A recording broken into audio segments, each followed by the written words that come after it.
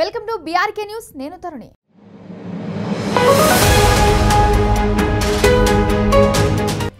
ఈ సమస్త శూన్య విశ్వం మానవునికి తెలియని ఎన్నో రహస్యాలు ఉన్నాయి.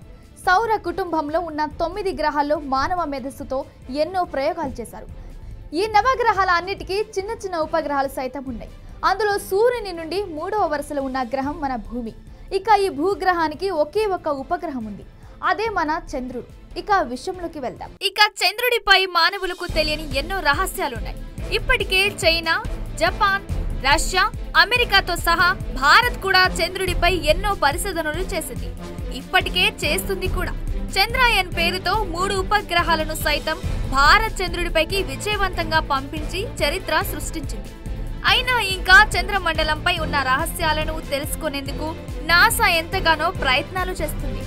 అనేక మంది వ్యోమగాములను జాబిల్లిపైకి పంపిస్తూ పరిశోధనలు చేయిస్తుంది. అయితే ఇలా అనేక మంది అక్కడకు వెళ్తుండగా పెద్ద ఎత్తున మానవ వ్యర్థాలు పేరుకుపోయాయి. అంతరిక్షంలో అతిపెద్ద సవాలు చంద్రుడిపై ఎన్నో ఏళ్లుగా పేరుకుపోయిన మానవ వ్యర్థాలను రీసైక్లింగ్ చేయడం.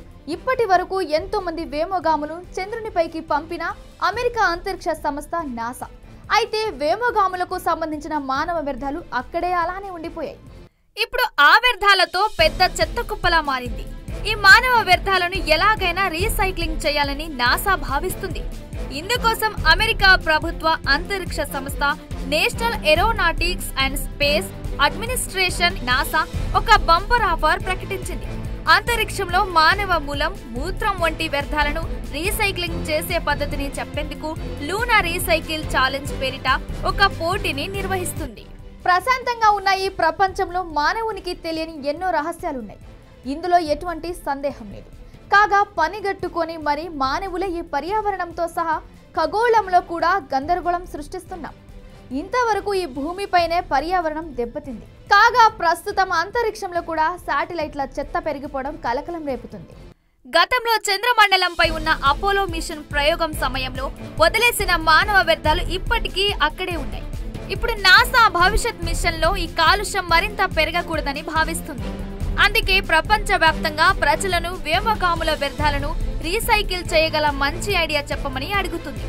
ఈ పజిల్ ని ఎవరు పరిష్కరిస్తారో వారికి పూర్తిగా $3 మిలియన్ అమెరికా చెల్లించనుంది. అంటే దాదాపు 25.81 కోట్లు అన్నమాట. అంతరిక్షంలో మానవ ఉనికిని స్థిరంగా ఉంచే ప్రయత్నంలో భాగంగా నాసా ఈ దిశగా వినూత్నంగా పరిష్కారాన్ని వెతుకుతుంది. 1969 నుంచి 1972 మధ్య కాలంలో నాసా పరిశోధనల కోసం ప్రత్యేకించి అపోలో మిషన్ లో భాగంగా అనేక మంది వ్యోమగాములను చంద్రుడిపైకి పంపింది. అయితే లూనారీ మాడ్యూల్లో స్టోర్ చేసే స్థల పరిమితి దృష్ట్యా అక్కడి వ్యోమగాములు అవసరం లేని వస్తువులను అంతరిక్షంలో బయటకు విసిరేసి ఉన్నట్టు నాసా చెబుతుంది.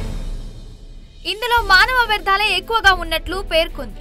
అవన్నీ చిన్న బ్యాగ్ లో చంద్రునిపై పడి ఉన్నాయని నాసా తెలిపింది. ఇలాంటి మానవ వ్యర్థాలకు సంబంధించి మొత్తం 96 బ్యాగ్లు ఉన్నాయని అంటుంది. అక్కడ పేరుకుపోయిన ఈ చెత్తను క్లియర్ చేయాలని నాసా భావిస్తుంది. ఈ సవాలు కేవలం అక్కడ వ్యర్థాలను క్లీన్ చేయడం మాత్రమే కాదు, భూమిపై రీసైక్లింగ్ కొత్త మార్గాలకు కూడా దారితీస్తుందని నాసా భావిస్తుంది. పూర్తిగా కొత్త సాంకేతికతతో విష వ్యర్థాలను తగ్గించే ప్రక్రియ కావచ్చు. ప్రస్తుతం నాసా మొదటి రౌండ్ ఎంట్రీలను పరిశీలిస్తుంది. మొదటి దశలో ప్రవేశానికి చివరి తేదీ మార్చి 31, 2025గా నిర్ణయించింది. ఇప్పుడు నాసా త్వరలో మంచి ఐడియా ఇచ్చిన వారిని ఎంపిక చేస్తుంది. ఆపై పోటీలో గెలిచిన విజేతలకు $3 మిలియన్ బహుమతి అందిస్తుంది.